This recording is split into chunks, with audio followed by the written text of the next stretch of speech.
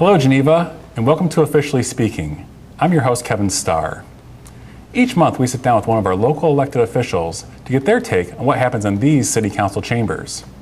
Today, we have our newest alderman, Alderman Mary Seno, joining us. Thanks for being here, Mary. Thanks, Kevin. I'm glad to be here. I appreciate you asking me. Great. Why don't you start off by telling our audience a little bit about yourself? I'm originally from Green Lake, Wisconsin, which is a town 3 hours from here. It's the deepest inland lake in Wisconsin, town of 1,000 people, very small town. I went away to boarding school in Beaver Dam, Wisconsin, a place called Wayland Academy. From there, I went to University of Wisconsin-Madison, served on the WSA Senate as a representative from the nursing school. Then I transferred to Milwaukee County School of Nursing. It's a 3-year diploma program. Got a lot of experience there.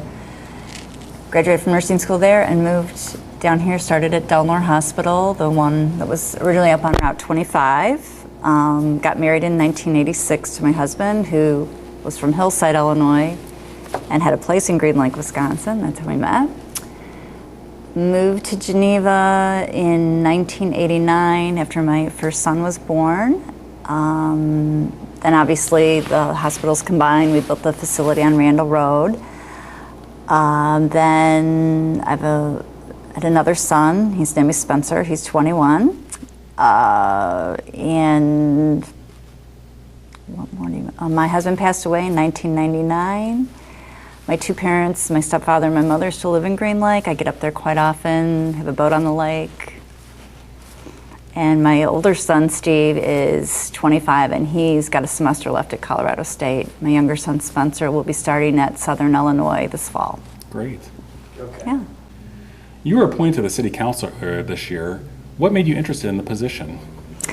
Well, first of all, I was looking for some type of volunteer work. My younger son going away to college, I feel like I had some time to give back, and I was looking for something outside of healthcare. Kind of had enough of that, being a nurse for 28 years. And I saw Don's announcement in the paper, Don Vogelsberg, and I know her personally and called her and kind of asked her some questions about it, and contacted Kevin and talked to him, and he appointed me, and I'm just so, it's been a great experience so far. I just really have enjoyed it. It's done what I wanted to do with my extra time, and that's been great. Mary, tell our viewers where the 3rd Ward is and what issues are important to your constituents. My ward is, the 3rd Ward is east side of Geneva. We have the river, the southern boundary of Good Templar Park out to Couts Road, and then 38, and then East Side Drive kind of is the boundaries. The things that are important, the East Side corridor that's come up and coming when the funds are available from the state.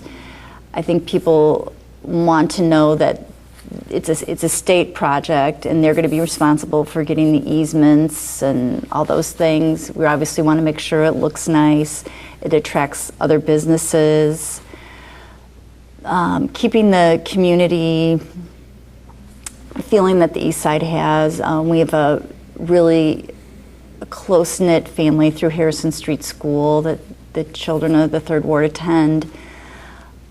The open spaces and parks, we'd like to keep them in nice condition, and make sure that we keep businesses there, and the sense of community that we still have. I would like to eventually see some type of community gardens for those people that don't quite have the space to have a garden in their area. And most of my constituents are concerned about their taxes. Construction is underway this month. They add a 3rd tier to the downtown parking deck. Can you tell us a little bit about that project and the shuttle agreement that the City Council recently approved?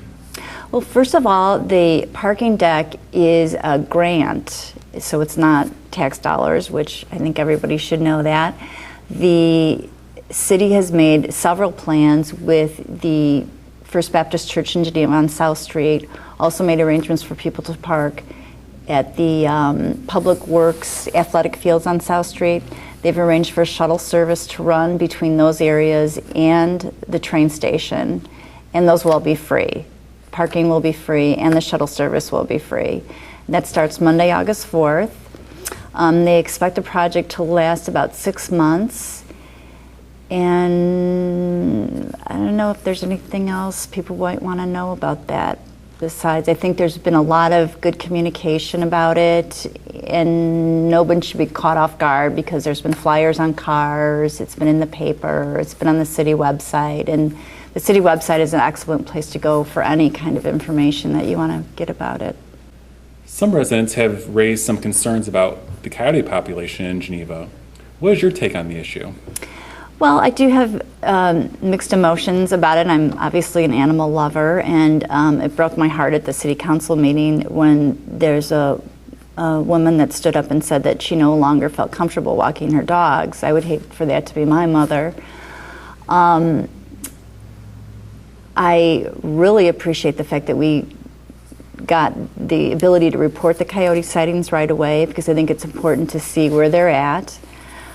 I also have a neighbor, though, that had a family of skunks living under her shed, and she paid to get them removed herself. So how much are people personally responsible for and how much the city should take responsible for, I haven't quite wrapped my arms around that yet, although it's obviously a problem, and I have several friends who've personally been affected by it, specifically their dogs. So I do think we have to do something. I'm just not quite sure what that is yet. And I think by obtaining the information on the sightings on the website, we'll get better data to decide what to do. The council has talked about City Hall space needs and long-range planning to accommodate the needs of running the city. What are your thoughts about City Hall and its future space needs? It particularly relates to record storage, meeting space, and public space. Well, I understand that it's difficult for the staff when they get the FOIA requests to find all the documents in a timely manner, and it's very labor intensive. So we do have to figure out a way that they can more easily access records. I want the City Hall to remain in the downtown area. So it would be a matter of some way, an exchange of property, something that everybody comes out as a win-win. We get more space, accessibility for the staff to get records, we remain downtown, several matters, and without causing the taxpayers to have to pay more money. So there's several factors involved. I know they do store some of the records at Public Works, but that means the staff has to go to Public Works. I understand too that now, most documents are scanned in, but these are documents that have to be kept for a long time on a piece of paper so that they can produce them. So there's a lot of factors involved. I've seen all of the offices of all the city employees, and some are, pretty tight working conditions, and I applaud them for staying there and doing the great jobs that they do and working in those environments. I've been in offices that have had mold problems here and things like that. So yes, I would like to see an improvement of the space that everyone works in. Home rule is on the city's list of strategic plan goals for this year. Where is the city on this issue, and what are the next steps? Well, our next steps is providing education to the public. That's the main thing. There's a lot of misconceptions about home rule. If people don't know what home rule is, it's because we are less than 25,000 population. We have to go by the rules of the state rather than our own. St. Charles, for example, is over 25,000, so they don't have to look to the state to follow all their rules when legislating, let's say. So we're not going to get past 25,000. I believe the misconception, from what my understanding is people believe that it gives us the ability to raise taxes, which is really not why we want home rule. So I know they've gone through this a couple years ago, and I believe Dawn Vogelsberg was pretty instrumental in finding out about it and trying to get the information. And I know that it was a little bit of a disappointment that people just look at as a way to raise taxes. So I think it's a tough subject. Yes, I'd like to see it happen just so we can get things done the way we want to get things done and not look to the state to make things happen. What are some of the other issues that you feel have come across the City Council recently that you feel the public might be interested in knowing about? I think the Citron property is if anybody hasn't gotten a chance to see what some of the plans are, I think that would be something to look into. I'd be happy to show people myself what the information I have. I think, especially having kids the ages of that millenniums, I think it's very exciting to see something like that come into Geneva. I think that's exactly what they are looking for. Can you tell our viewers a little bit about that project, just a general scope of it? They would like to put in no less than 200 units, which obviously none of this has been approved yet. They've bought the property. They're looking into how to get it torn down and ready, and they're looking at traffic pattern flows. They are going to have a pool, a lot of common area. There would be some restaurant retail on the first floor. It would be right west of the Ace Hardware in Geneva.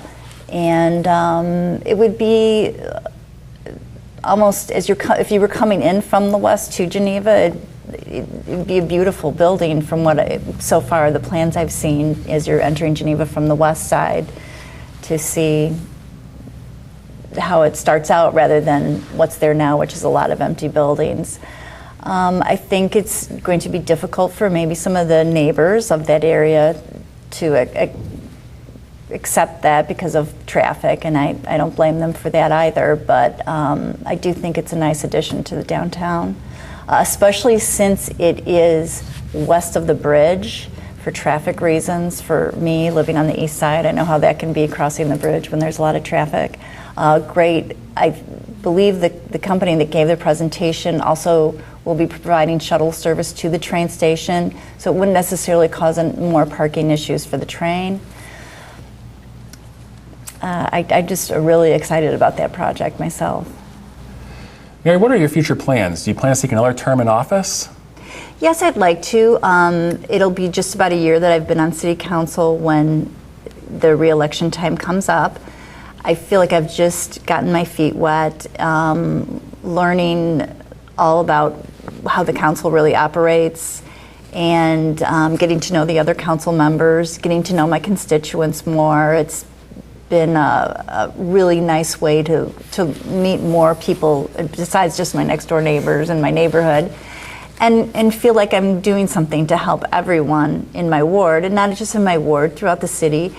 I do get a lot of recognition at the hospital. Being a city council member, people come to me with issues quite often, and I get to direct them to use the city website. It's very easily to use to report concerns.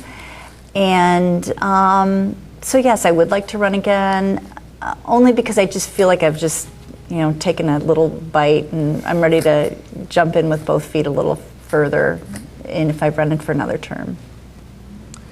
Geneva has so many great summer festivals. Which one is your favorite and why?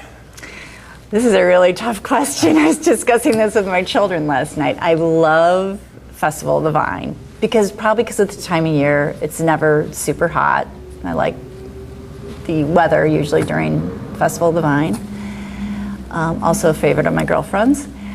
And then Swedish Days is it's Geneva. It's just, every evening I can ride my bike downtown, and there's either a band or my friends or just some kind of event downtown. You can go to a different place every night, and it's a very local event. You run into people you haven't seen for years at the Legion or somewhere, and so it's really a toss-up between Festival of the Vine and Swedish Days. However, the art fair last weekend was absolutely awesome. The artists were incredible. I was very impressed with the quality of the people that were displaying their art. That is all the time we have for Officially Speaking today. I'd like to thank Alderman Seno for her time and insight into the City Council. We hope you enjoyed the show and tune in again next month to get the official word from your elected officials.